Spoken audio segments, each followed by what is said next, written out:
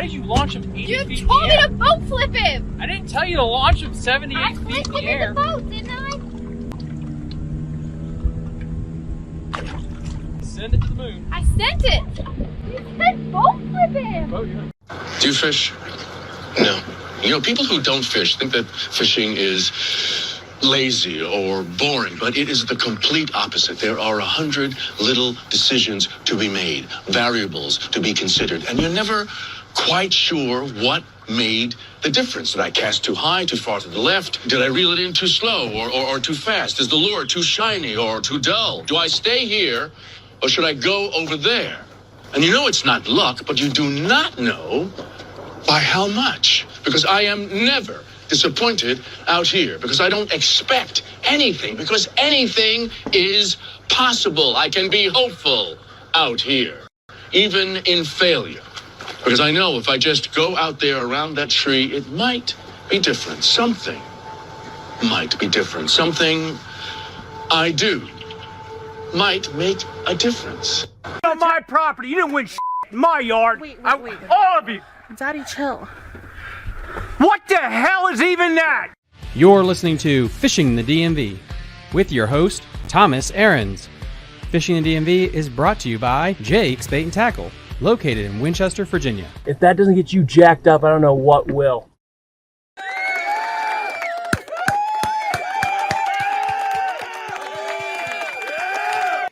Good evening, everybody. Welcome back to Monday Night Live. We are in the first Monday Night Live of March, and this time next week, boys and girls, ladies and gentlemen, we're going to have one more hour of daylight. Thank Christ. Daylight savings time is next weekend. It's here. Spring is in the air.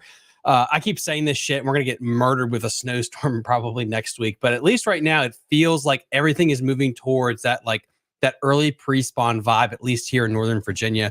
I have a friend of mine, I think he's in the chat right now. I think he actually caught a dirty 30 out of Virginia at a lake. He has a video coming out on that soon, but he'll let us all know when he's ready for that. But that's pretty cool here. And a guy that's probably caught 2 or 3 dirty 30s in his life, at least. Maybe he has, but I'm going to hype him up like he has. I have him on the show tonight with Tyler Heuple of Lake Anna. It's been way too long since we talked about Lake Anna, and we're going to get into Lake Anna too, but I also want to pick his brain on just how he gets ready for the season. You know, with so many guys, I think that's interesting. When you fish a lot, it's a sport, you're an athlete, and you're out of shape. It's the preseason. You're getting back into getting a bunch of days on the water. What he does to stay in shape. I think he does like the carnivore diet. I don't know if that helps him with his jerkbait bite. Maybe it does, but we'll be talking about that as well. And then again, always ask a good question. You're going to win a prize. The thing that people are going to ask about the chat. Yes, we did hit our Patreon goals. I have been off social media since Friday, believe it or not. I just came back into social media today, so I've been out of it a little bit. But yes, we did hit our Patreon goals. I want to thank everyone so much for that. I'm going to have a big spiel about that later on in the week, but I just want to say thank you so much. But anyway, we got all that stuff out of the way. Without further ado, the man, the myth, the legend of Lake Anna. Tyler, thank you so much for coming on the show. I really appreciate it. Yeah, man. Thanks for having me, Thomas. It's great to be here. Absolutely love the Fishing and DMV community. Like, I don't know how many people know me just from being on the podcast, and the community is great. So, I love talking fishing. Getting on here and doing this is awesome. I ran into a guy at the Dale City show, and he talked about how his boat broke down. And I think I didn't get to talk to you about this, by the way, yet, but his boat broke down on Lake Anna, and apparently somebody drove past him, and he heard his voice, and he's like, "Is your name Tyler? I heard from you from Fishing the DMV," and you ended up towing him in the other, I think this was a couple months ago, but he told me that whole ordeal that he just heard your voice, and he's like, "Wait, I think I know you." Yeah, no, that was Tommy. Shout out to 540 Fishing. Met him that way. We were fellow drifters that day. He needed a little bit of gas. I was like on the phone in the middle of the lake, and I see him, and like people are driving by nonstop, and I see him, and I'm like, I mean, you got to help someone out in the water for sure. That's first and foremost. I don't care if I'm in the middle of catching one. If someone needs something, like, I'm gonna do what I can do to help them. So got him gas.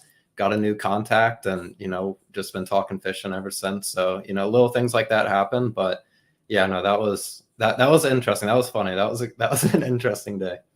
That's freaking awesome, dude. I mean, it's been so long since you've been on the show. Like, what have you been up to since November-ish?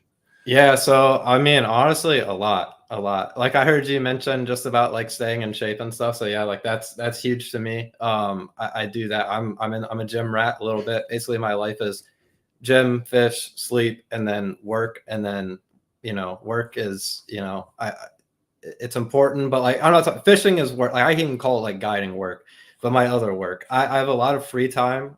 So I do contract work right now, and it's awesome. I can just, whatever I need to get done, I get it done, and then I just stay fishy. I'm on the water all the freaking time. Like, if I don't have to be in a meeting or talk to a company about some things that they want done, and if I'm free, I'm on the water, or I'm going out on breakdown trips. We've already had a few this year. are doing guide trips.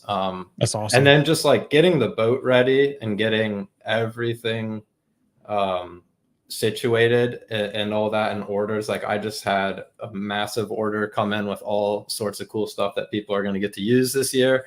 Oh, cool. And then on top of that, just staying on top of the fish. It is so important in the winter as a guide, especially, to stay on top of the fish. It makes my job so much easier if I can go out and locate them in the winter. It's not always the best weather. It's not always the prettiest. Get to catch a few, but for the most part, I am like scouting. Like I am finding groups and groups and groups and tracking those groups. And I've done this, and I fished the lake since I was like 11 or 12, really, really little. And honestly, sometimes I go back to information from there and then add it to my current game plan. So, but yeah, staying on top of the fish is super important in the winter, I think, as a guide. Winter trips, like I had a few, but I mean, that's mainly like striper territory. I get asked to go on those trips, but like I'm like upfront with people. I'm like, look, like you want to go catch largemouth and like you want the best experience for largemouth catching and just learning the lake, go with me. But like when people want to go on striper hybrid trips, I'm like, I recommend the other guides because I can put you on striper. Like I can put you on. I know exactly where they are. I know that, but like it's like one of those things where I'm like, I don't want to like, get dabble into that and too far and get out of my comfort zone. Some people are like, dude, I just want to catch anything, and that's awesome. So striper tend to be in a lot of these places where bass are. Yeah, and that's something we'll get into eventually. When you talk about getting, let's say you do take a month or two off from fishing, and I know there's probably 1 or 2 people in the chat right now. We have 50 people on YouTube and Facebook. We have about 10 people on Instagram watching right now. There's a few people that probably are just getting back into fishing. And you talk about the gym rat, the dieting, the exercise. I am going to be doing a live stream about strength and conditioning and stuff, since that's kind of my old career path. But I'd like to get your thoughts on how do you mentally prep and physically prep to get back into being on the water so much? Yeah. So honestly, I think I probably have talked to this on this podcast before. So I was having like a ton of stomach issues that was going on with me. And I was noticing like I was just like fatigued, like on the water. I mean, granted, I was on the water from like 5 a.m. to like 8 p.m. during like 9 p.m. for a lot of last summer. And I was like, like something's not right. I had gotten tests done and I was like, yeah, I needed to get back into the gym. I always have been kind of an active person.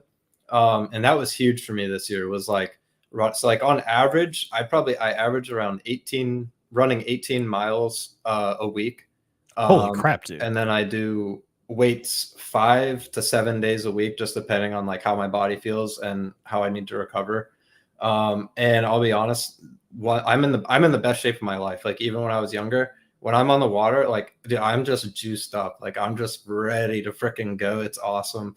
Like today was fantastic. Like I got to feel my hook set. It's feeling good. It's feeling a little bit better. But yeah, diet is super important as far as just staying healthy out there. I'm introducing a little bit more complex carbs into it, but yeah, I do eat a lot of meat. Most of my carbs for the most part are like brown rice and blueberries, and like I eat if I'm eating like fats, it's like almonds. Like, I was actually on a breakdown trip the other day and I literally was choking on an almond as we were driving down the lake, and I was like, yeah. So what is your caloric in? So I've always been, I see Shane Flate saying like we have a fellow runner. I will run, but it's always 15 to 20 minutes tops because I'm more of a power lifter than I am like a long distance runner. When you're dropping 20 miles, how much are you eating?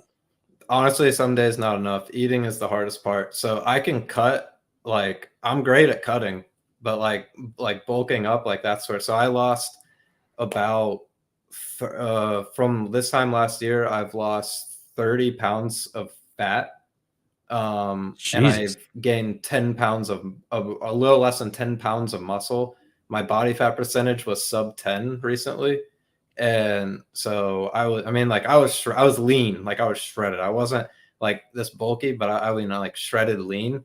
And calories are the hardest part. Like I need to eat, when I'm running that much, I need to eat like almost 3,000 just to gain. I've started to kind of go down the cardio as I want to like bulk, and I'm just high protein, like whey protein, creatine, and all that stuff. So yeah, I try to eat around 2,500, and that's still almost a deficit with how much I'm running. So I'm actually in like the process of calculating and getting that a little bit down. I'm probably gonna run a little bit less and do weights a little bit harder just for now, because like I got too lean, to be honest. Travis Cyber, this is not even a question, but you're winning a gift card for this. I want this to be a shirt. IPAs and squats, no better combo. Yeah. That has got to be a lifting shirt. Kyle that's because you weren't a pitcher, Thomas. You're right. I got to just work on power hitting, so it's just eat and lift heavy things and hit ball far. With that said, when you're getting back into fishing, what is the biggest rust for you to brush off? Is it technique specific? Is it getting your eyes dialed into forward facing sonar again to make sure? That's something I've seen on my tiny ass screen, where if I've taken a long time off, it's like I need to get readjusted to what the hell I'm looking at, and then I kind of feel like I'm in the flow again. Yeah, no, I would agree with that. Definitely just getting readjusted to the screen when I am offshore, and like like seeing, like being able to say that's a bass versus like striper and hybrid. Those are easy to tell what that is, or like that's a bass, that's a crappie, that sort of thing. How much do I need to lead my bait to this fish? Just getting those things dialed in, making sure like my screen isn't too stretched, and stuff like that. I think that is just, if I do take a little bit of time off, getting in that rhythm, and then just getting a good feel for the lake. When you're on it so much, like things just start to go. Like you can just be like, I'm going there, and there's no like, you don't really know why. It's just, it kind of like tells you that. Whereas definitely in the winter and early in the year, you're like, things feel like, dude, oh my God, like what is going on? I'm kind of spun out right now. So once you get on the lake and spend more time on the water, and this translates like for me on Anna, but now if I were to go to like Smith Mountain, if I were to go to Chesden, if I were to do something like that, I think things would just start clicking. So it's just like getting a feel for the lake. Like it's almost hard to put into words, but once you're just out there so much, like your decision process is just so much smoother. I 100% agree with that. It's getting those reps. It's getting back into the grind of it. And right now, segueing more to like lake fishing and of course Lake Anna too, what would you consider true pre-spawn? Is it a water temperature thing? Is it a gut thing? Is it when the dogwoods start blooming? What would you consider like a true pre-spawn time period? Yeah, no, that's like an interesting thing. And I even wrote an article about this, and I wanted to be careful. So I wrote about like late winter and early pre-spawn. Because I mean, technically, if you think about it, pre-spawn are like, I mean, that could even be like after fall fishing. Like that is like pre-spawn and winter fishing are kind of the same thing. I think that there's different stages of the pre-spawn, winter kind of being one of them. Because they're in those holes in the winter, but they're still making that same progression up to go spawn. So that's, they're pre-spawn in that mode. They're just in their wintering holes. So there's a lot of different ways to look about it. I think it's super subjective. I know exactly what you're saying though. Like true pre-spawn is like, you've got them sliding off those winter holes. You've got big ones moving up to those first sets of points, to the first sets of brush. And then you've got like that later where like they're actually, the big ones are like staging on, different structures leading into spawning grounds. And that's kind of like what's going on right now. Lake Anna is so unique. So there's a really true winter bite going on. And then there's a very, very pre-spawn bite. And I caught one on a bed today, a male. So yeah, it's the earliest fish I've ever caught. And it's in the cove that everyone probably thinks it is. And that's exactly where it was. Ambitious bass. How much, I ask everyone this question because I think this is a fascinating Rorschach test. How much is daylight? And like we always talk about temperature, but to me, daylight is fascinating because in the fall, we don't see the effects of daylight, I think, necessarily as drastic because daylight savings time is not till November. I think if daylight savings time was the first week of September, early October, I think as anglers, we would really think daylight was an adjustment because we see the impact of that because of daylight savings time. But in the spring, next week, we have daylight savings time, which naturally I'm thinking like, well, spring's here because clearly we get more light, even though it's fake. It's just we adjusted the clock. Mm-hmm. Do you think there's something to it? Like we just get a little extra daylight at some point in March or April, and that's like a sign to those fish, like we got to push up a little bit sooner? Absolutely, 100%. That's more important than anything, I think, is time of day. I think photo period, That's me. Again, I'm not trying to say this is 100% a fact-based thing. This is just from what I've seen. Is photo period is absolutely the most important thing. And the days have been getting like substantially longer in my eyes. Like I've noticed where like it was at one point it was like dark at 5 when I was at. Now it's like I can fish till like 6 now, like before I really have to come when it's dark. So from when I started going out in the winter, like back in December and all that, and going like the daylight has been a full hour. So there's been a full hour change. And I think that is huge. Water temperature. I think it's a combination. I don't think there's one, like you can't just say it's one thing. Moon phase is big. I mean, we're at like a half moon right now and a buck made a bed. So, I mean, I don't know. But if you get a new moon or a full moon, like it probably would have pushed up more. It probably like I've seen 2 on bed already, bucks, the ambitious ones. Maybe it's their first time spawning, you know, they're just super excited or something.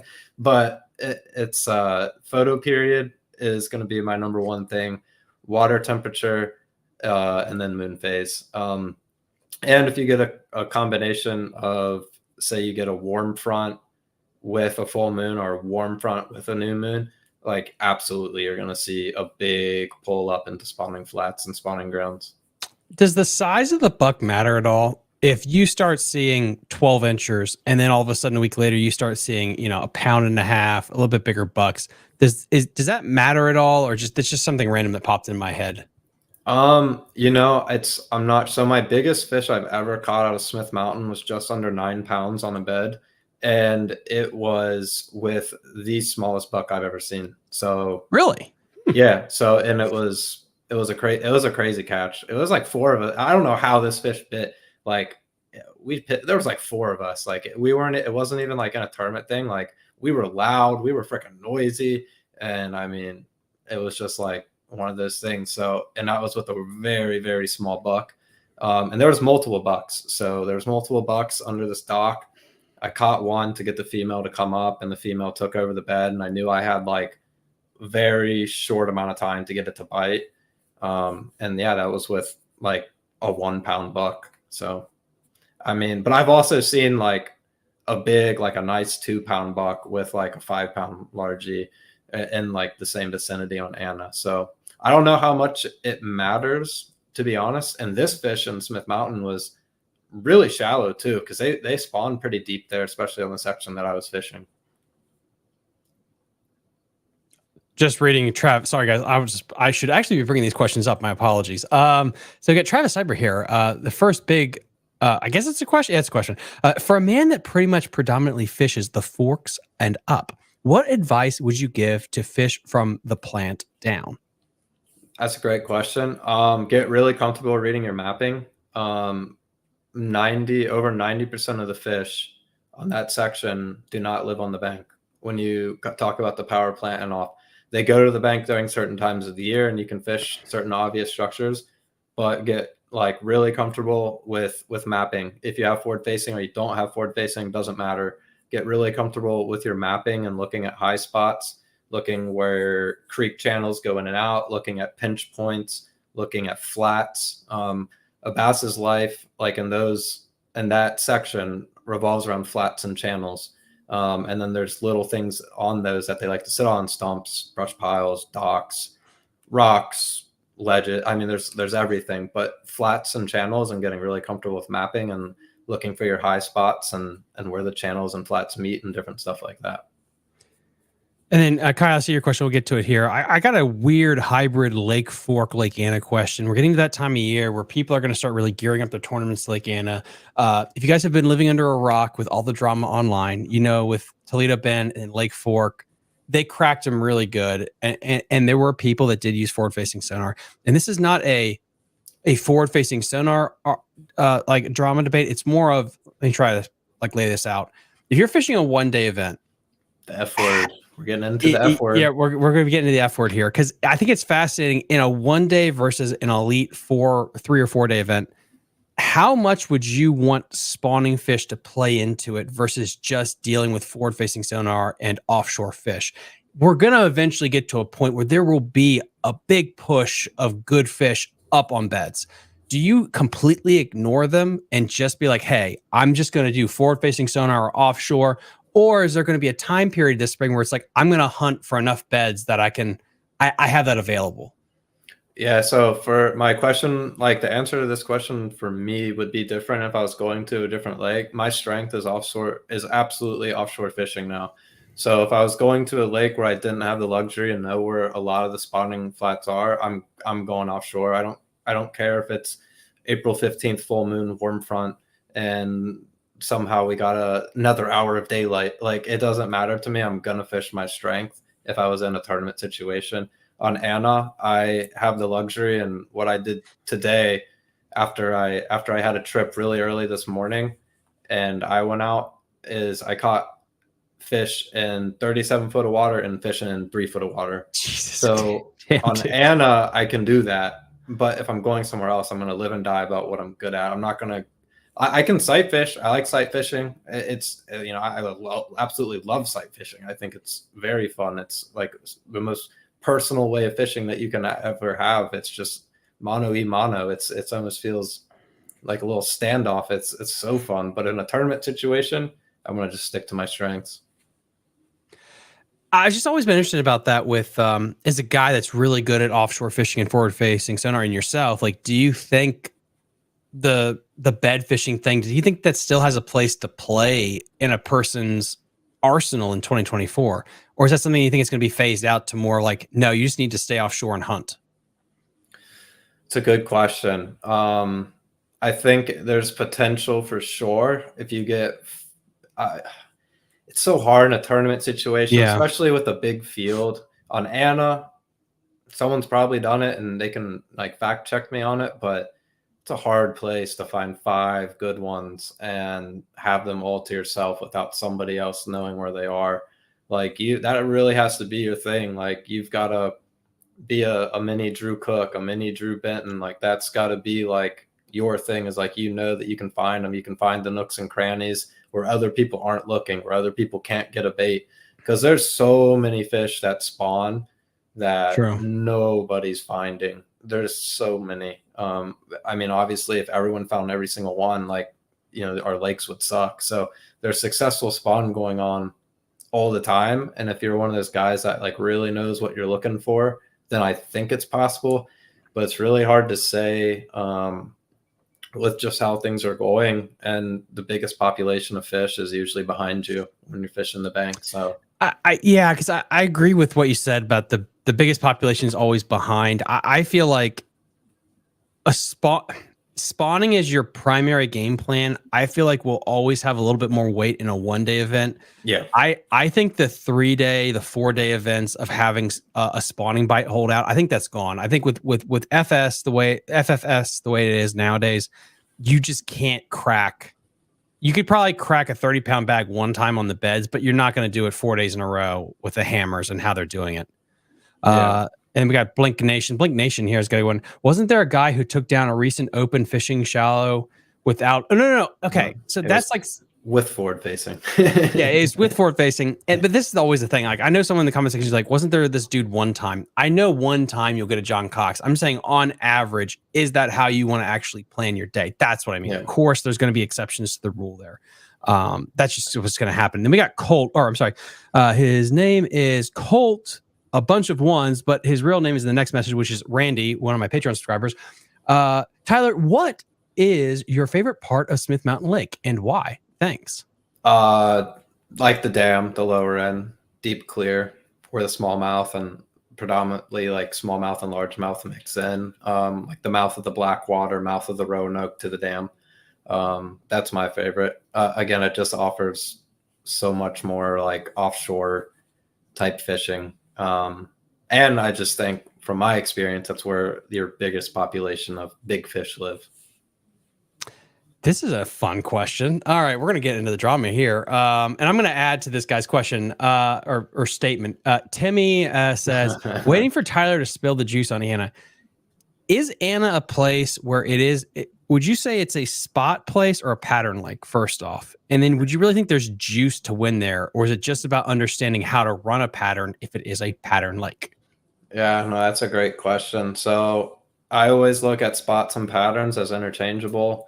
Oh, So if you can find a spot, you can make that a pattern if you know the lake well enough, and then go hit similar stuff. You don't have to know it that well. If you get bit doing something on offshore, like, you have to pay attention to all these variables around you. Look at your mapping is more important. This isn't a forward facing thing. I know, like, everyone, like, it's a mapping thing. It's an absolute mapping thing, especially on lowland reservoirs like Anna. When you get to that dam side, it's a 100% a mapping thing. So you can turn a spot into a pattern. A lot of times you can run up, say I'm fishing a flat that is on the inside channel bend on the main river, there's a flat.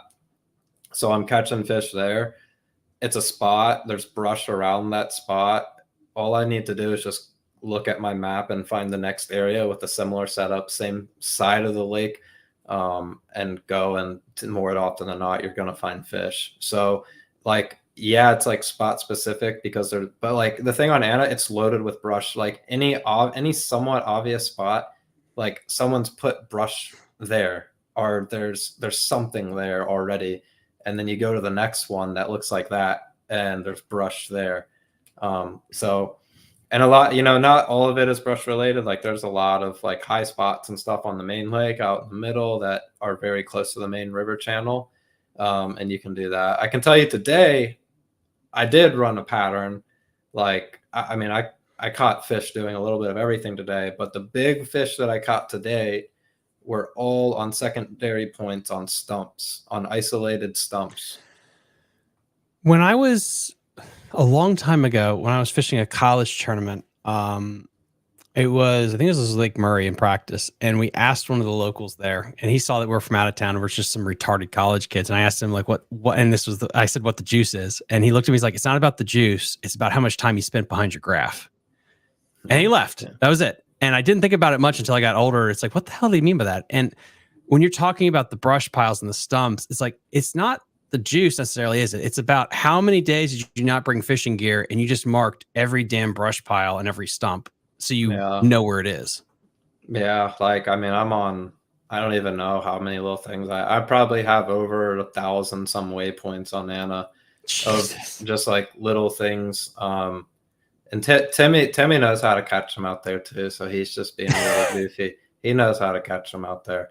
Me and him will find the same fish often. We had a little conversation, like we were both fishing different tournaments, and he was like, we were like, oh yeah, that's where I caught 17. And I'm like, that's the creek? And I was like, yeah, that's where I'm going to be in the morning. So we find the same groups of fish, it seems like, and the same stuff. And I think we have a little bit of a similar fishing style. And yeah, it's just, I love the sports psychology, and I think in the psychology in fishing where we say it's a secret spot, but a secret in and of itself, and if everyone listening pay attention to this, a secret means you can't find it. Most of the things what you consider a secret, anyone can find if you're willing to put the time in to go look. Yeah, there's no secrets on Anna. I can't even tell you how many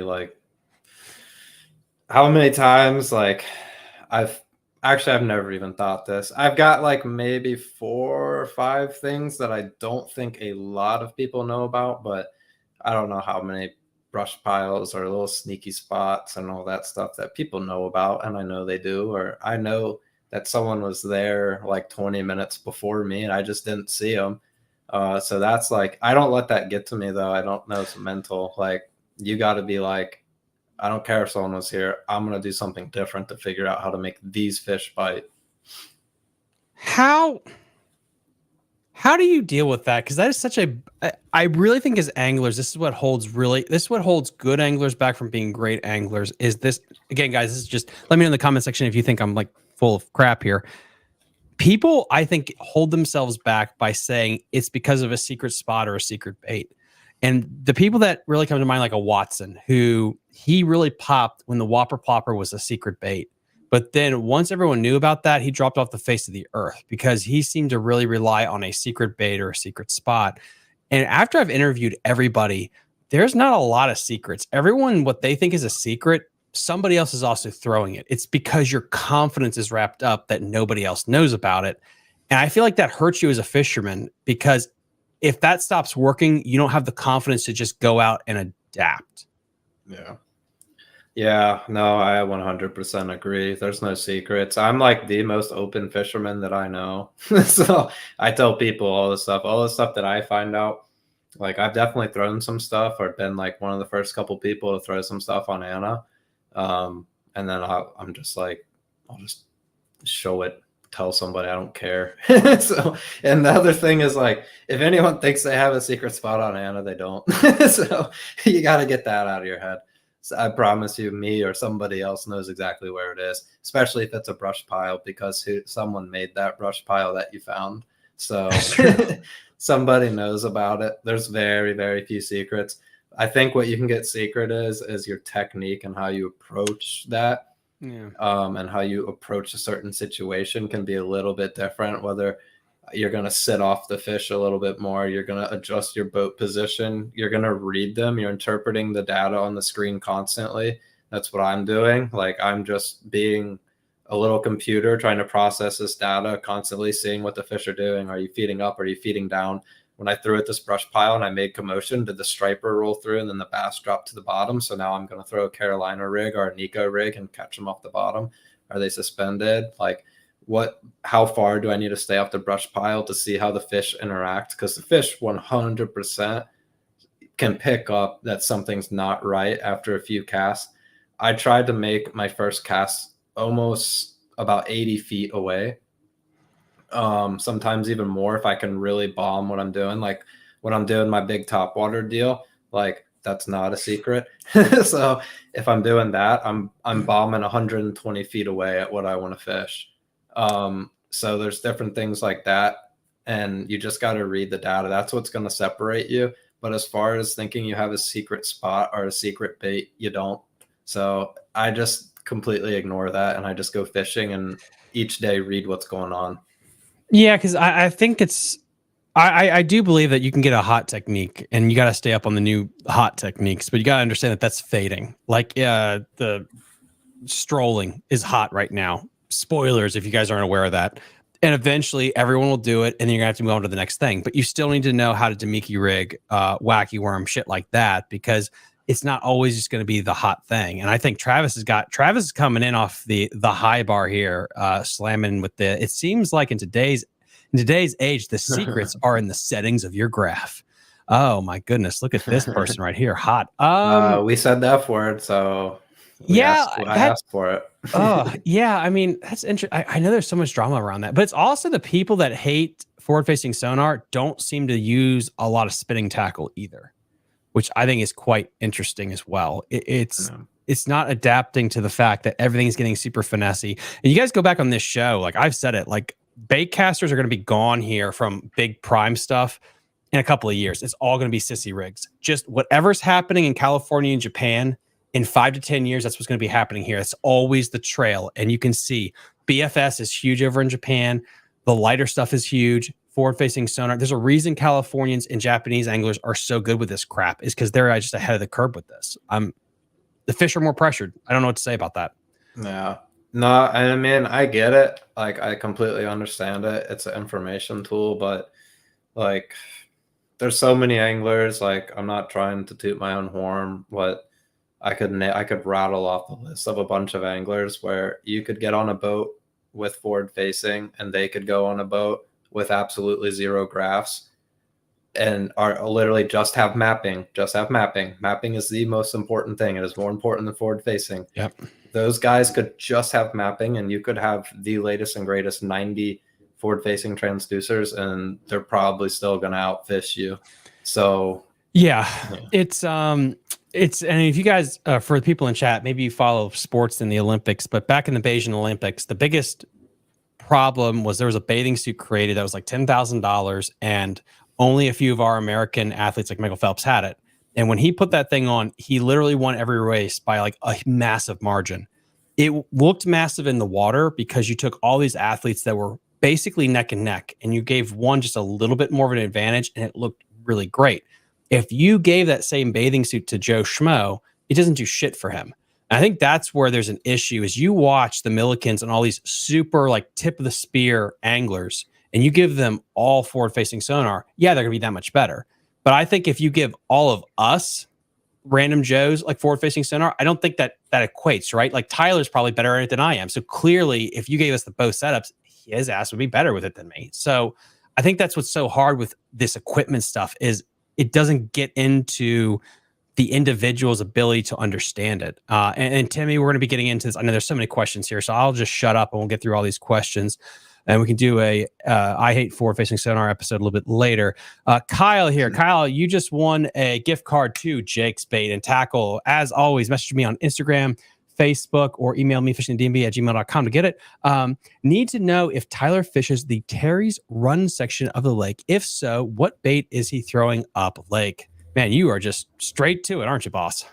No, that's a great question. So like I definitely, the midsection and the dam section is my forte. I absolutely do run up there, especially in the spring or when the grass is coming up, or if I know there's a good grass patch. I keep it very simple up there. I like to throw like a chatterbait in the grass. I go up there around when I think they're going to be spawning and they really pushed up. I like to throw a chatterbait. I like to flip. That's what I like to do. You know, I use forward facing up there, but it's just on. It's not really a big deal. I like to get in the grass and flip stuff when I go up there. That's kind of like, if I need to get away from like looking at stuff, sometimes I'll run up there. I like today, for example, I was skipping docks during the hottest part of the day and caught a bunch, and forward facing had nothing to do with it. I was just like, oh dude, they're up shallow. They're biting this Nico rig. Like, all right. And I was like, let me see if I still got it. So it was like a pontoon boat, not on a dock. And it's like, you know, you got the two tunes and then you got the motor and you got the little hole. And I was like, let's see if I can fit this bait through there. You know, I don't need this graph. And boop, got a 3-pounder straight through it. Like, got it right up there. I was like, okay, I can still do this too. I caught a 3-pounder and I was like, dude, I don't even care. I know what I can catch offshore because of my first 10 casts today after my thing when I was just going out and fishing. I had 15 pounds and I was like, oh, this is sweet. And I was like, let me go check something shallow because like I'm sick and tired of this jig head shit. Sorry, I don't know if I can cuss on here. Yeah, you can cuss. That's fine. Yeah, go for it. This jig head stuff. So I was like, all right, I'm going to absolutely go up shallow. I don't care if I'm catching 1 or 2 pounders. Like, don't get me wrong. I love offshore and it's my strength. But if I can catch them shallow, or I can throw a Nico rig, or I can throw this thing right here. Like, if I can get up in the grass and throw this thing and flip that, I love that thing. Yeah, like that's what I'm doing. Unless I'm in a tournament, or even in tournaments now, Nana. Like, if I fish a jackpot, like I'm just going out there and like doing what I want to do. I'm not like worrying about, you know, winning it. Like this past weekend, all we threw was a hangover. We threw just a swim bait, and then when we needed like to fill our limit, I put on some sissy stuff and filled the limit. You say sissy stuff, dude, but I'm telling you, it just, how many 30-pound bags and Century Belts for one on spinning tackle this past weekend? Like, it's so funny because when I was in high school fishing, like high school bass tournaments, I got chastised as well. I definitely can't say that gamer word on here, but anyway, for throwing just spinning shit. And now it's like everyone has just spinning tackle. It's just insane where we are in 2024 with that stuff. Oh no, like don't get me wrong. Like I love spinning gear and stuff. I'm just, you know, I'm kind of playing into it a little bit. Like here, like look at that. Like you're not throwing that on a bait caster. Like you're not throwing these things on a bait caster. No, I am a finesse fisherman. Like it's definitely my strength. But like I said, like if I can choose, like today, when I knew they were up shallow and I could do that and I could go fish isolated stumps and go catch docks. On the stump deal, that was like the deal today. Like it was 5 and 4 pounders on stumps. And then under the docks, it was like the 3 was the biggest one I caught shallow, but it was like a tons of 1s and 2s, like up shallow. And I was like, dude, I don't even care. Like a nice like 2-pounder that just came up that's just like ready to fight, like up shallow, like absolutely, like get me out of sitting out in the middle of the lake and sitting there and trying to get a fish to bite a little jig head. Like I can do it. I can do it with the best of them out there. But if I can go catch them shallow, I'm absolutely going to do that when I'm fun fishing.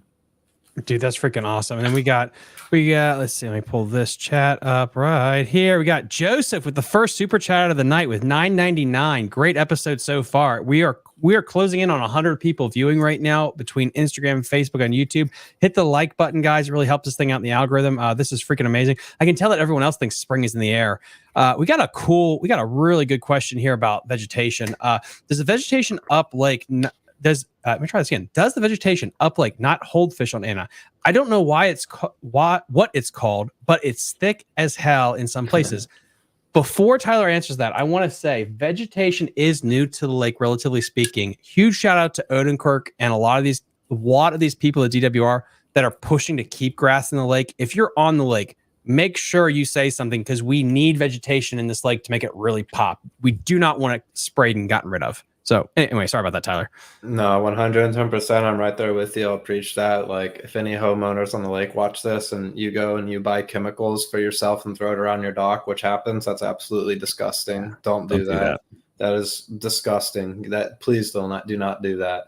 The vegetation, what people don't understand, if we let hydrilla grow in this lake, and any lake in Virginia, it will be insane. It will be insane. The amount of money that you could bring in from having it and becoming a great fishery. And you're not going to like overpressure these fish if you have grass because you can't access all of them. Anywhere that there's vegetation, there's fish. Anywhere there's vegetation, subaquatic vegetation, or even willow grass, there's absolutely fish. They 100% relate to it all the time. It's looking good. So what I did this year is I've got this is like one thing too, where I say it's some sneaky spots, like it's some sneaky stuff, like as far as where hydrilla comes up in the lake. Again, other people probably know about it, but I went to check on it. All I did was I put on a crankbait that dug way too deep, and I went to these spots. I wasn't even fishing. I was trying to see if I could pull up some baby hydrilla, and I did.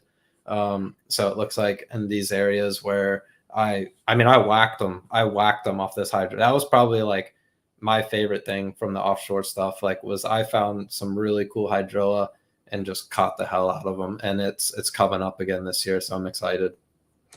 And it's great. We get into a whole grass breakdown. I would assume I'm not great, but I would say I'm a grass fisherman first and foremost, and how I break it down. And there's a whole different. If you're trying to just specifically target grass fish, there's a whole different style and almost religious like view you have to have going into it, because it's way different than running and gunning. It's more of a grind and really working every single edge. I think one interesting part of your question, I'll bring this back up here, is let me see, I don't know why it's called. Let's see, like, does the vegetation up lake hold fish? I think what's interesting about this is a hypothetical thing. I think there are fish at Lake Anna that do hold to the grass. They will always naturally hold to the grass. But I think fish have been so pelagic for so long, it's going to take a little while for that to have that major push in population, because they're going to switch from blueback eaters to like bluegill and minnow eaters. So I don't know how many years, but I think as time moves on, there will be more and more fish that will cling to the SAV in the lake. Hopefully that kind of answers that question there. I'm going to keep going through here. We got Joseph in there. We got another Patreon supporter. Sup, you all late to the stream. I love the show. We got Andy in the chat here, and he's got another question for Tyler. Tyler, which chatterbait do you use? You guys ready for another secret? Oh boy. No, this is absolutely my favorite chatterbait. This is the Stealth Blade. Freeloader on the back. This is green pumpkin shad. It's my favorite color out there. I throw this a ton, especially on the clearer part in the mid-lake section. I don't throw a lot of your like traditional big blade chatterbaits. I throw this on the half-ounce version of the Stealth Blade jackhammer. It's an absolute killer out there. It's about that time too where you can pull up on a main lake flat and fish this, run it through the flats. And once like Contrary and some of those other big creeks start warming up a little bit, you can catch some really good fish on this. They eat this a little bit better, in my opinion, than your like traditional chatterbait with a, silver or gold blade. Andy, you just want a gift card to Jake's Bait and Tackle. Message me on Facebook, Instagram, or email me fishingthedmv@gmail.com to reclaim your gift card here. Oh my God, you guys are killing me. I'm gonna have to start getting some kind of admin to help me filter out all these questions here. So while I create a file with all these questions to make sure I get them answered to you, I'm going to be lazy and defer to Tyler. what water temperatures are you seeing right now, and where do you think they're going to be? Let me rephrase that. What next water temperature are you looking for that you think will trigger the next movement of fish? Oh, they're coming up right now. They're moving. They're just freaking coming up on the down section by the dam and the mid section. Like every day, they're just piling up. It doesn't. I don't even care. Like if we had a cold snap, they're still coming. The daylight is increasing. The water. I mean, you have to remember at the dam section, you have hot water pumping into it, and that wind constantly is blowing and pushing that warm water and spreading it out throughout the lakes for the dam, and like where you kind of talk about the midsection as well. The further you get up towards the split, it definitely is more of like a winter bite, and you're still seeing water temps, and it's probably touching about 50 now. I haven't been up the splits recently. The last time I was up there, it was in the mid 40s, so it should be up there. The warmest water I fished today was 62 degrees in a back protected pocket that gets a lot of constant sunlight and is in the dam section of the lake. And then if you run to the main lake, you're seeing, I mean, it's fluctuates. Anna's interesting. It varies so much, but you're getting from about 50 to 55 is pretty consistent. And then when you get a day like today where the sun hits it a while, you're getting your surface temp up in some of the mouths of the creeks and all that, and the calm water in the high 50s, and then some back sneaky pockets. You can get up into the 60s on a day like today. That's freaking, I'm getting excited. It's that time of year. Glide baits. Do you throw them? If so, what's your vibe on them? If not, we'll move on to another idea. Yeah, I know. I love line throughs. I'm a big line through guy. I throw these a lot. I like line throughs. Glides, I do have a few. Some of them are so expensive, I'm like afraid to throw. I'm not an expert on that. That's something there's definitely better people to ask or watch videos on that as far as glides. But with like the big line through deal, I do understand that a little bit better. The glide thing is interesting. I know people are going to hit about that. My deal with that is it's kind of hit or miss. Like, what are you doing when you go to the lake? If you are trying to swing for the fence for a home run, yeah, probably tie on a line through or a big old glide. If you're fishing for points, I think that's the difference. And again, I think that's important. I know the Northern Virginia Kayak Series is coming there late March. If you're just trying to survive the series, really don't think you should tie on a big ass glide bait and just lock that in for 8 hours. You could either win or you just suck. It reminds me of the old school people that fish jigs, the people that lock it in their hand. They either blank or win the tournament. I feel like that's kind of what it is with the glide bait. Again, I could be wrong. I think there's guys that are really good with Fort Fishing Center that know like when to put it down. But that's just my 2 cents on that. Let's see. We got Timmy. Timmy's blowing up the chat. They're gonna chew out their shallows. The shallow tomorrow is supposed to be 70. I think we're going to have some pretty crazy days with this first warm front coming in here. Just me. I would take off work for the next couple of weeks if you guys can in the chat. Ed. Today was ridiculous out there. It was one of those days throughout the year where Anna shows itself. I mean, I could do what I wanted, where on Anna, you're like... That's insane. Oh, I got to throw a little jig head. Today, you can do what you wanted. How long does that power bite last, do you think? Is it until like the pleasure boaters come out in force, or is it more of like once the spawn's over, then it's just little jig head minnow? No, so like Anna's a great summer lake. It's a fantastic summer lake. I mean, I love the summer there. I love it. Give me a bluebird sky and a 2-ounce top water and just push me out there and we'll have some fun. That's so freaking cool.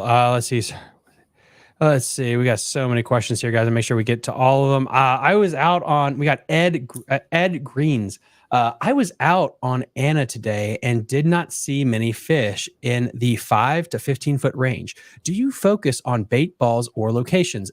And before Tyler answers that, Ed, you just won a gift card to Jake's Bait and Tackle. Please message me on Facebook, Instagram, wherever, and I'll make sure I get that to you. Yeah, no, that's a great question.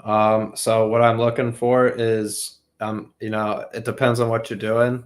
They definitely are in between 5 and 15. It just depends on where you are in the lake. If you do see bait, you are technically in the right area. You just need to look around for the high percentage stuff, whether kind of structure, what kind of high spots, and things that they're relating to.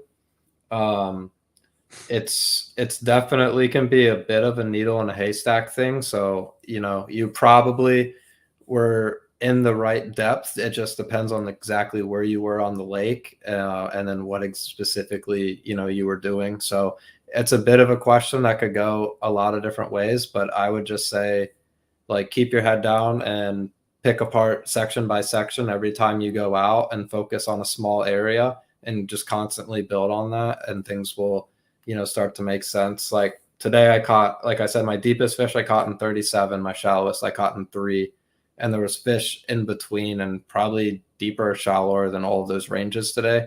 Their fish throughout the lake are doing all sorts of different things right now. I'm just so excited for us getting this weather here where we can actually get out and try some of these techniques. If you're a kayak angler, and kayak angling is getting a lot hotter, there's more and more people going to the lake to kayak fish. Not all, well, more kayaks have forward facing sonar, but a lot don't. Can you have success as a kayak angler between now and May on the lake, or is it pretty hard without electronics? No, you can for sure on a kayak. Like, I'm trying to think. I wouldn't be going and fishing in the middle of the lake in the kayak for like safety reasons. Yeah. But for that, so I would just break down a creek and do that. There is going to be a good shallow bite. There's a shallow bite right now, and again, as it keeps warming up, the shallow bite and all these big creeks, and I just use Contrary because it's like probably one of the most well-known creeks right there. But like as it starts to heat up, Contrary is really good throughout, and there definitely is that's a good creek, and where I would put a kayak in if I was fishing the tournament probably is in Contrary. And there is a shallow bite. Again, look at your mapping, look at transition banks, find shallow to deep, find the channel swings, find the little things like that, and then put yourself in the best position. And then other than that, what I would do, depending on if it was like late March and in April, I would pick a creek with a lot of docks and just skip docks all day and like put your bait in places that other people aren't.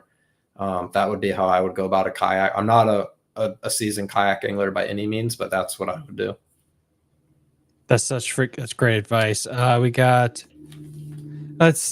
Green Dave 41. Give me the middle of the lake in my kayak anytime after spawn.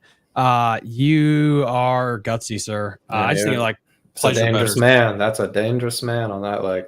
Yeah, to me, it's more pleasure boaters. I know some of these kayaks are built like battleships, but it's just damn. Even in my Ranger, some of them jet skiers, man, they are insane. They are suicide bombers. Let's see. We got Green Day 41 again. To that point, a tournament was just won on Sutton Lake in North Carolina on FFS. I hate acronyms to my core. Forward facing sonar and a Nisi on stumps. Oh yeah, 100%. Like forward facing sonar is here to stay, and it really helps you. I think forward facing sonar and glide baits is so interesting because it's a glorified jerk bait is what a glide bait is. It's that is you're getting that reaction strike and you know how to work it to trigger that kind of reaction. So it works extremely well. 100%. So I think we touched on this, but since we have so many people in the chat compared to when we initially said this, what are kind of like your top techniques to start with when you go out on the water this time of year? So this time of year, I change it up. Like, so if I break it down to the top, so every day for me, again, like I just have the luxury of being out there so much. So I tried to read the individual day and what the conditions are telling me. I'm definitely going to have a Demiki rig on. God, I'm so sick of doing that. But if I need to catch them, I'm going to have a Demiki rig on. I'm going to have a line through on for sure. Probably a Nico rig. The Nico rig was getting me some good bites today off the stumps. That's how I was doing it. I was throwing a Nico rig on isolated stumps that would have one big fish on it. That's how I caught my fish today for the most part. I caught the ones in 37-foot Demiki rigging, and then I was like, screw this. I don't care. I will go fish shallow. So Demiki rig, line through, drop shot, Nico rig. This chatterbait is about to come into play too, the stealth blade that we talked about. I made a video recently where I fished a shaky head. I kind of just wanted to show people of like to just go back to the basics sometimes and dumb it down a little bit. So shaky head's another great bait out there. If you have forward facing sonar, again, you can see what the fish are relating to. Are they on the bottom? If you're new to forward facing, it can be really hard to read fish on the bottom. Yeah. So I'm going to adjust my approach based on that and what I'm seeing for the day. And then there is also conditions that can tell you that without forward facing sonar. And if you have like a warm pre-front coming in, probably not going to be on the bottom. They're going to be more willing to rise. They're going to be suspended. They'll actually feed down and they'll feed up. Like that's how it was today. I mean, I could throw something over their head or I could drop something below them and they would go down and eat it. And then if you get a, high pressure, like terrible conditions, cold front comes in, they're going to be feeding down for the most part. So think about that as well. A Carolina rig as well. I know I'm rattling off a bunch of baits. Like, as you can tell, this is my favorite time of year because I junk fish. I absolutely love junk fishing. And I use that and see different ways that I can incorporate that into forward facing, like how I brought that example up. A lot of times what you can do on a brush pile with a lot of bass on it is you can get them fired up, and the striper, whether it's through their lateral line or they see it or something, if they're nearby, they will know that something's going on and they will come, and sometimes they'll force most of the bass, some of the bigger bass don't care, to the bottom of the brush pile. And so when I don't want to catch a striper, that's when I'll throw a Carolina rig or a Nico rig or something I can get to the bottom on that brush pile to get to the bass and keep the striper away. Like on one brush pile today, for instance, I caught a 4 pound largemouth, got them all fired up. And I mean, just a jumbo school of striper came in and I was like, oh my God. So then I threw a Carolina rig. I just used a little baby brush hog and caught another 2 pounder. So you can do that as well. And that's just, again, me spending time in the water and seeing all the fish behavior and understanding I can do that to get another bite. But yeah, so Carolina rig, Nico rig, chatterbait, drop shot, shaky head, and then a line through. Like this bait right here, this is a fantastic bait, great bait. You'll catch a ton of fish that are like 2 pounds on it, and you'll also catch some of the biggest fish in the lake, especially on a day like today and a day like tomorrow. I'm assuming they're going to eat something like that pretty good. That's so freaking cool. Let's see. Ed's got another question there. I'll make sure we get to that one. And then, guys, this is what we're going to do here to really just celebrate Tyler back on the show. If we get 3 more Patreon supporters, I get 3 more Patreon supporters to sign up. Of those 3, I'm going to give away a fishing trip with Tyler to kind of celebrate him getting on the show and to celebrate us hitting our big milestone. I'll be giving away a fishing trip to our Patreon supporters. I'll raffle it off.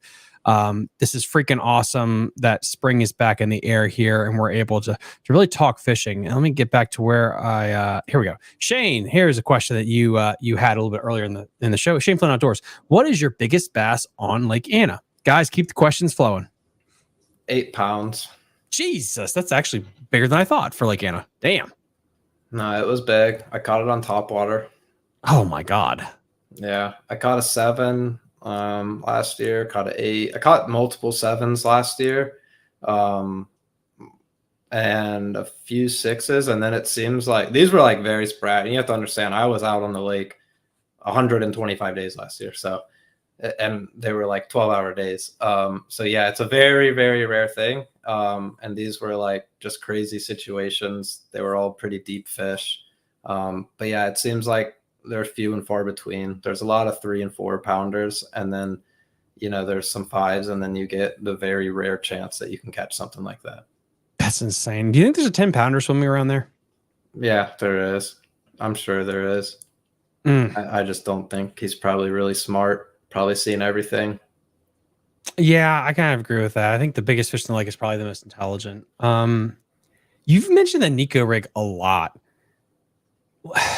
How would you classify it? What the hell is it? Is it just an advanced shaky head? Is it more of like a wacky worm with a weight? Like, I have a weird time with that rig putting it. Is it like a hover rig? Like, how would you categorize it?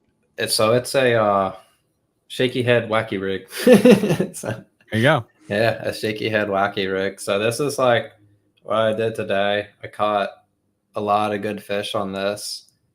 This is just like a general or a dinger. I don't know. It doesn't really matter to me. I usually buy Yum Dingers or Berkeley Generals. Nico rig it. I also like to Nico rig this worm right here, a Rain's Bubble Shaker.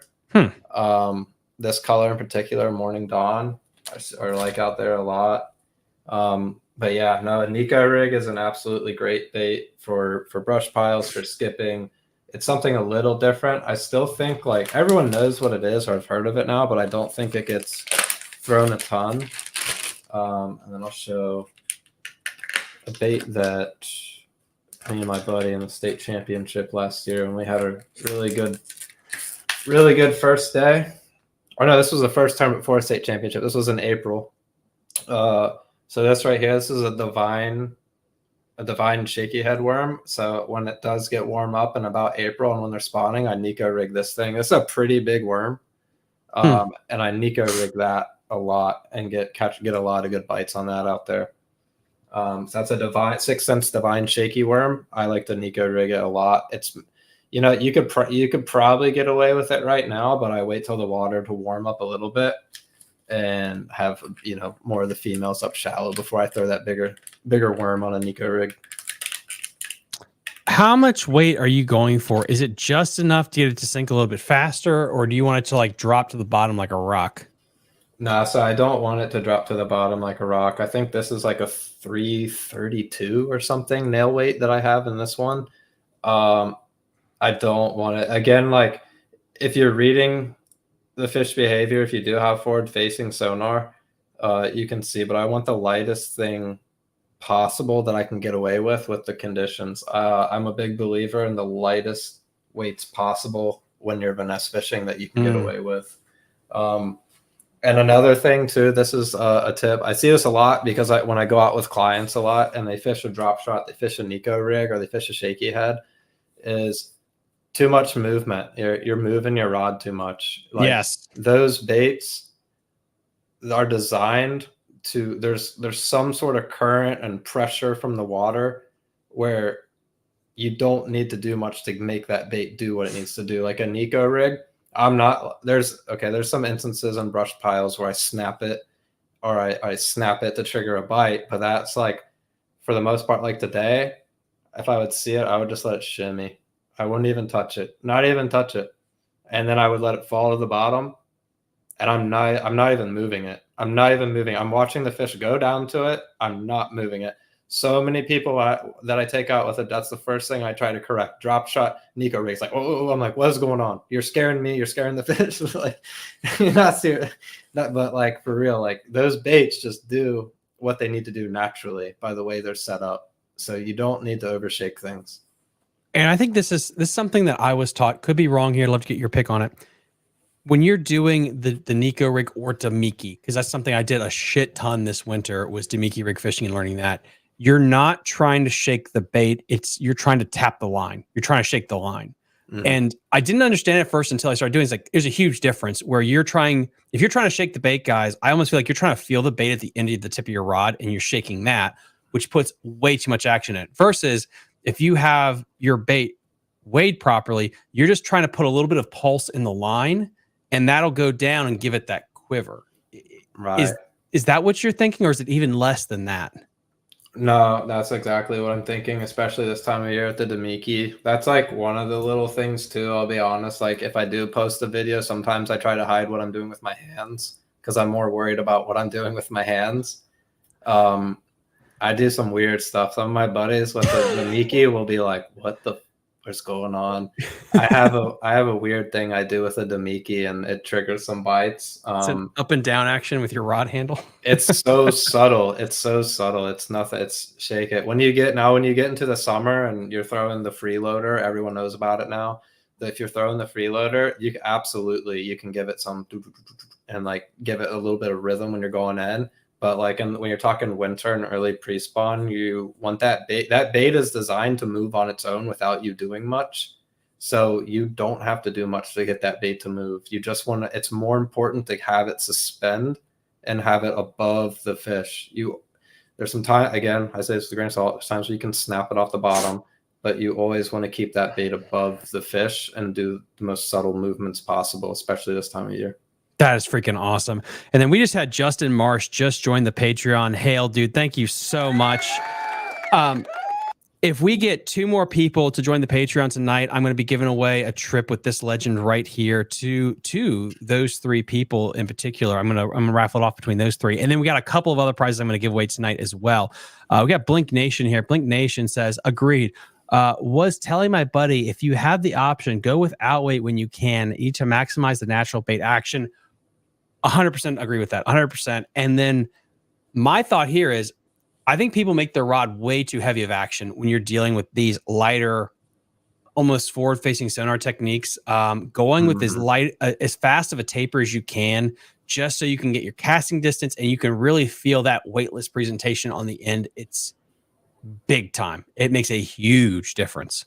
Yeah, parabolic bend is huge. Yes. Having a rod, like if you get most of my rods, that's what I'm worried about. Like I throw a lot of heavy rods for things you wouldn't think, but that's okay. Just as long as the rod is super parabolic, that's very important, especially with finesse techniques as well.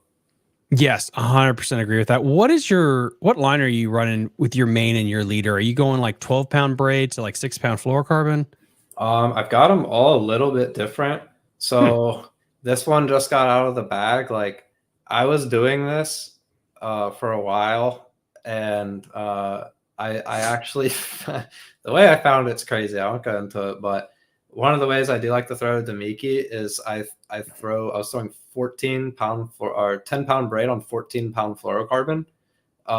That's something that Koya was doing, and he kind of exposed that. There was some people that knew it. The way I found out about this was like a year ago, and it was like from some forum board talking about JDM techniques.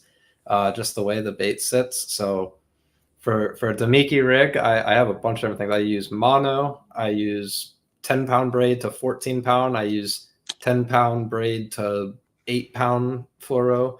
I switch it up a lot and just mess with the sink rates and the fall rates. Thank you so much. People thought I was batshit crazy with how anal I get with my spy baiting, because I will spy bait in shallower water when it calls for it, and I will go with mono. That's 15-pound test as my tag into the braid, because I can get more lift to get that heavy ass bait off the bottom. Because if you guys don't know, there's not a lot of spy baits that are really made for like 10 foot plus, like 10 foot or shallower water. And I mess around with my leader material to get the bait up off the bottom.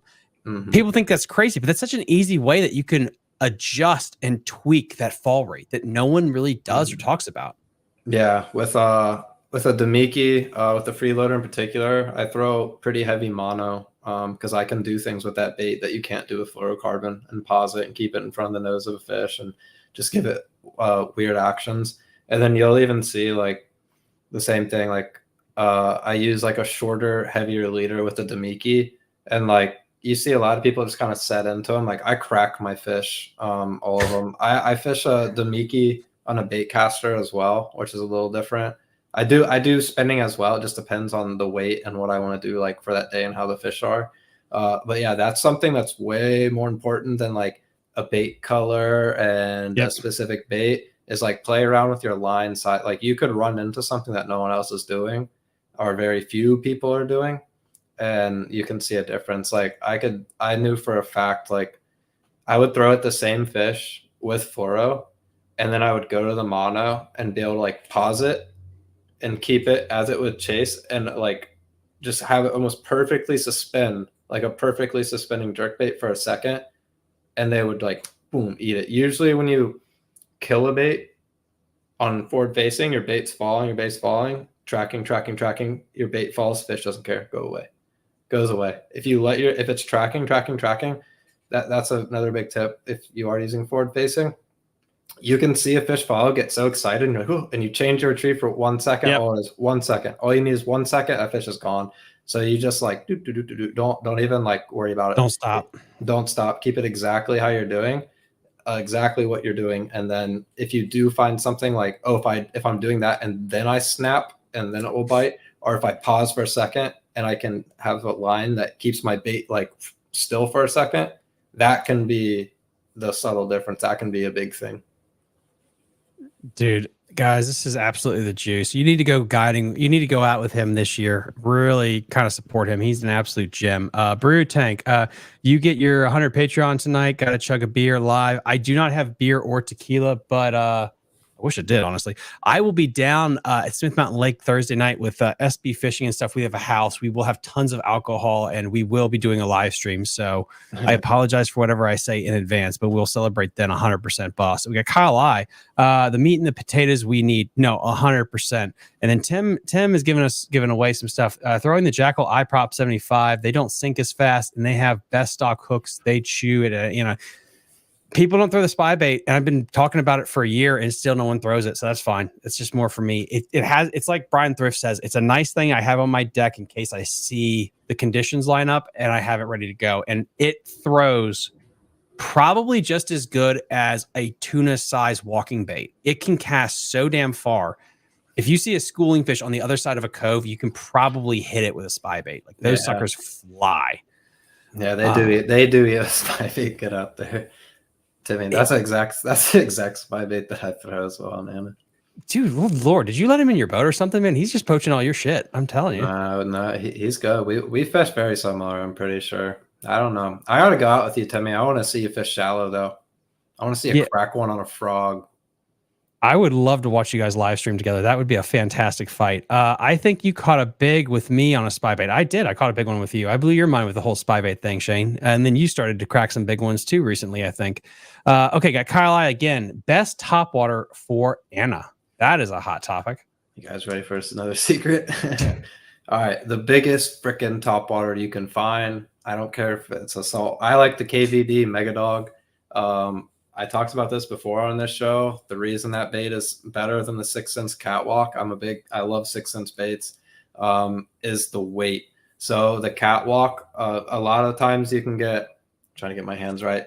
So you have this top water. The Mega Dog is so heavy, so a fish will swipe it, and since the bait is so heavy, it stays and hooks. Whereas the 6 cents catwalk is another good one. And it's super light. So when they do that, it's so light. Sometimes the bait like bounces out of the water. So get a heavy, big topwater. And that's all I'll say.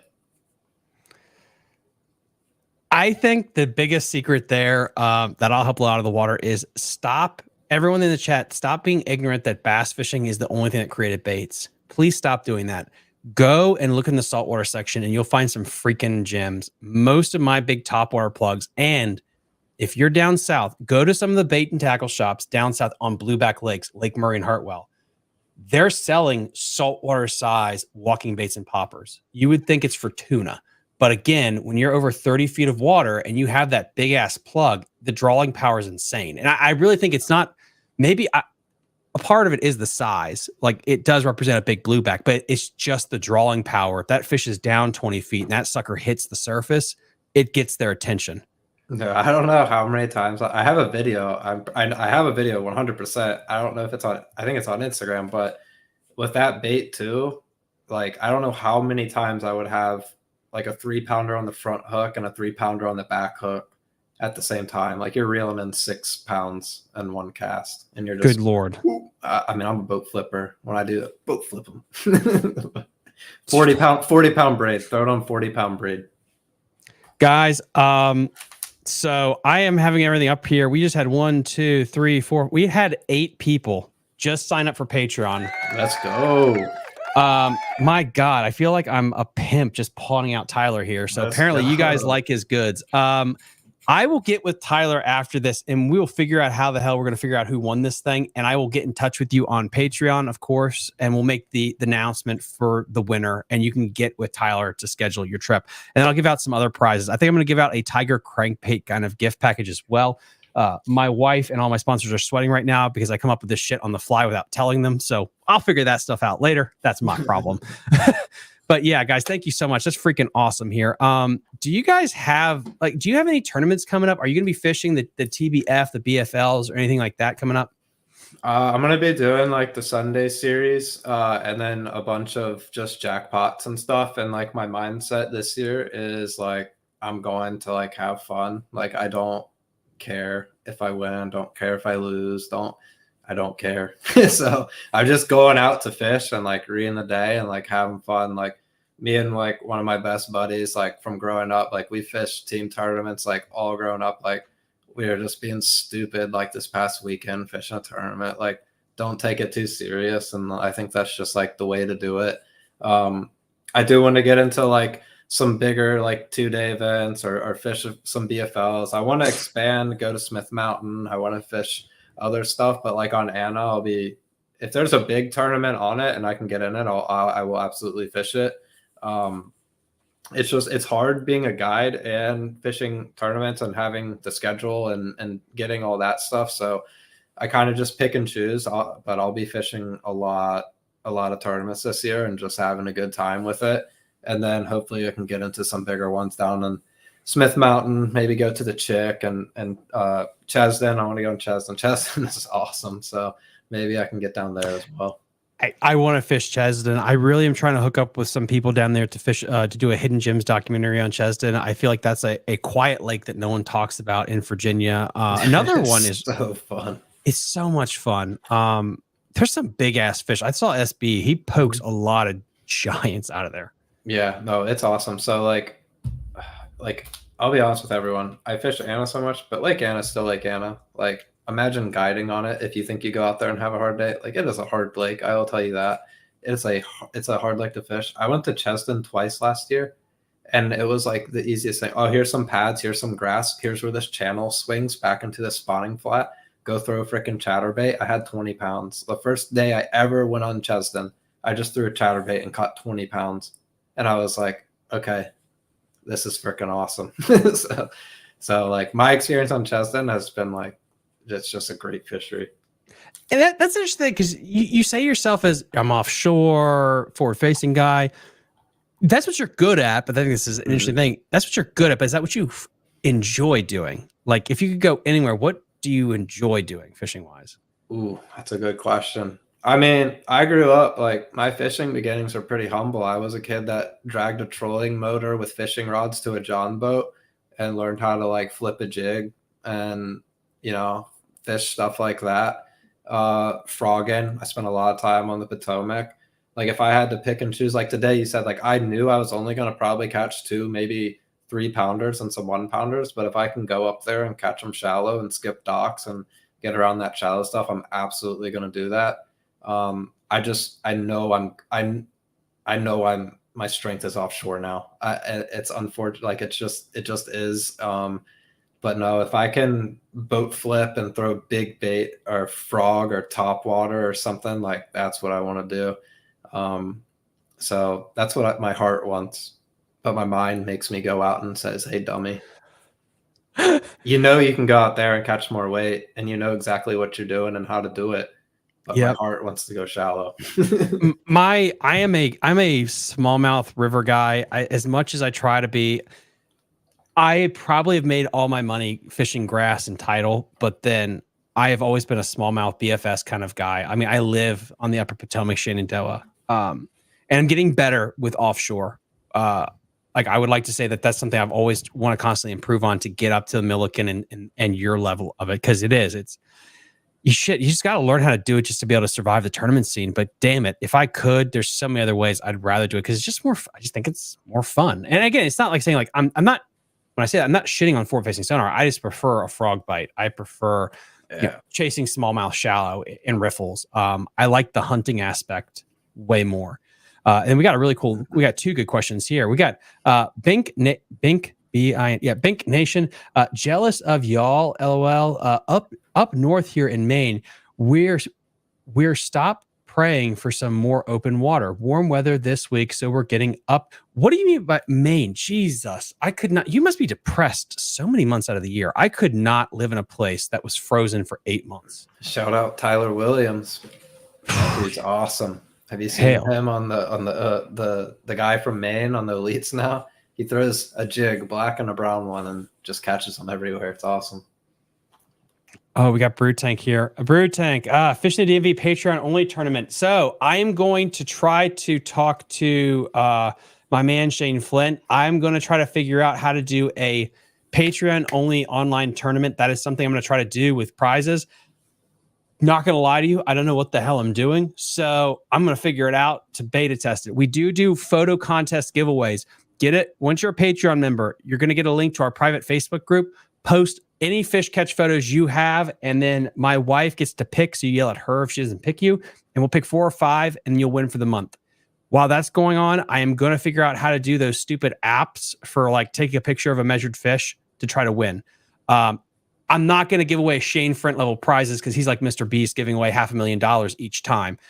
That'll be happening later. But this is just something to give you guys a little bit back. The other thing, if you guys don't know, when we hit 600 Patreon supporters, I got permission from the Department of Wildlife Resources for Virginia and Maryland to do supplemental stocking. We can start supplementing stocking largemouth and smallmouth from either state, wherever you guys choose as Patreon supporters.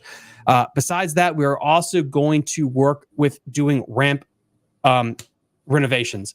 There's a lot of shitty boat ramps out there that we could give a lot of TLC to and a lot of trash cleanup. That's something I want to start doing as well. I'm really passionate about that. I live near some really shitty boat ramps in the Shenandoah and the Upper Potomac. We can start giving some TLC, put a dock in, make those things a lot better, and then work our way down to Lake Anna. Even though it sounds like they're getting $1 billion golf course in like 4 years or something crazy like that. So that place is going to be freaking nuts here in a while. And we got Timmy dropping $5 here. Timmy with a $5 super chat. Ready for fishing trip getting raffled off. Timmy, if you want to come on the show sometime, I'll pimp you out too, boss. It's no problem. We'll have you both on the show next time. That'd be freaking a hoot. Yeah, let's do that. Timmy, do you actually guide, or are you just stalking poor Tyler on the water? Just need to confirm that you're not some weirdo. His Tyler doesn't answer the question. No, Timmy's a young stick on Anna. Okay, awesome. He knows what he's doing. Me and him should be on at the same time. That'd be fun. Dude, that would be freaking awesome. And again, I said, like, if you guys live stream together on the water, I would watch the shit out of that while I'm at work. Let's see, Jason, and then we're gonna have to be cutting off the questions here, guys. This has absolutely been insane. Jason, we got Jason here. How do hair jigs work on Anna? They work great for rivers, but what about lakes like Anna? Add to that before Tyler answers that. Do you mean like a smallmouth hair jig or like a Jacob Wheeler TVA hair jig? You guys I'm giving away all the secrets. They work. I fish them offshore a lot. And in the summer, I fish like those big freaking big hair jigs. See, that's what I'm saying. Like, I hate this minnow crap. I know how to do it, and I've learned to do some really cool stuff with it. But I use forward facing to like fish how I want. Like I said, like I'm throwing giant top water. I throw those big hair jigs and like that sort of stuff. They work. And this is the thing. If I gave you 10 secret baits, like I'll say, okay, Tyler or anyone, Kyle.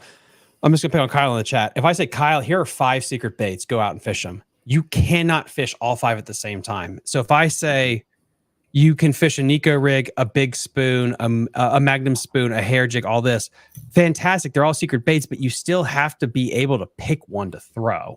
Yeah. On my end, when I keep saying secret baits, I'm being super sarcastic. Nothing is like no. Yeah. It's not you. It's just so many people I run across in my day-to-day when I go to boat ramps and I ask like how to go, and they feel like, well, I just discovered the holy grail of Jesus and it's this bait. And it's like, you still got to know when to throw it, and you still got to have the instinct to know like that. Exactly. It's going to work, right? Exactly. You still have to be able to. That is the most important thing, is like processing the information and knowing when to use that bait versus when not to. 100%. Was the Whopper Plopper the last like simpleton lure that came out that worked? I mean, okay, maybe simpleton's a little harsh, but like you just tie it on and throw it, and your girlfriend could catch a great one. Because I don't know, because even the hover rigs and the strolling rigs and the different heads, there's a level of skill you freaking need to make that shit work.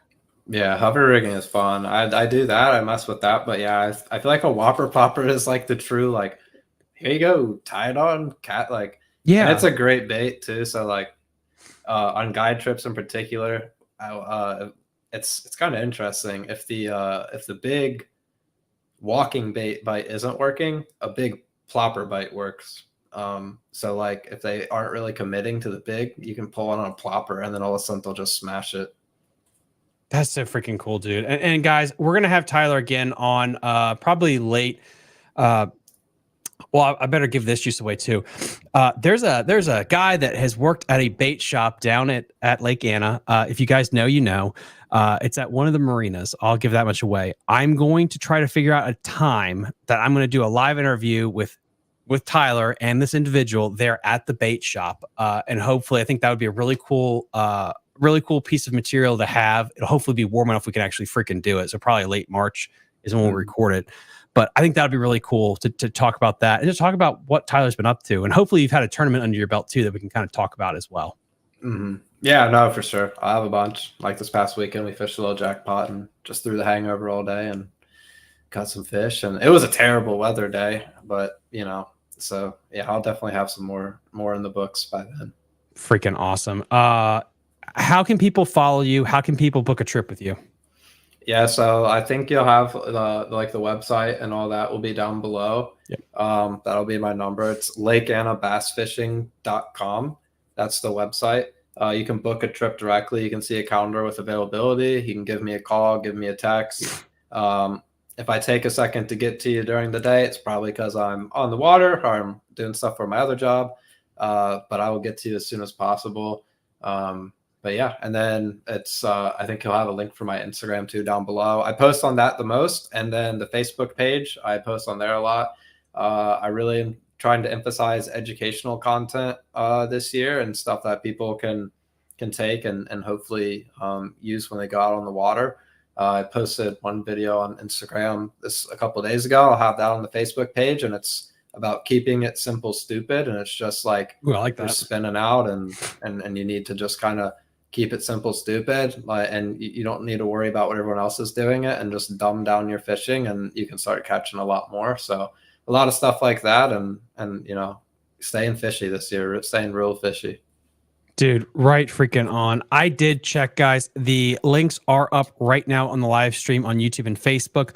As always with these Monday night live streams, I take them down in the evening to check to make sure we didn't say anything that's going to get us completely just destroyed on YouTube. And I clean up the audio, and then it gets re-uploaded tomorrow back on YouTube, Apple, Spotify, iHeart, and the whole shebang. Please go support Tyler. And then we will also be having another big, really awesome episode dropping this Thursday. So tomorrow morning this gets re-uploaded, and then Thursday we've got another episode.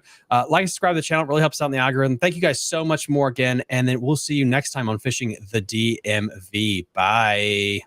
You're listening to Fishing the DMV with your hosts Thomas Ahrens and Jared Mounts. Fishing the DMV is brought to you by Jake's Bait and Tackle, located in Winchester, Virginia. If that doesn't get you jacked up, I don't know what will.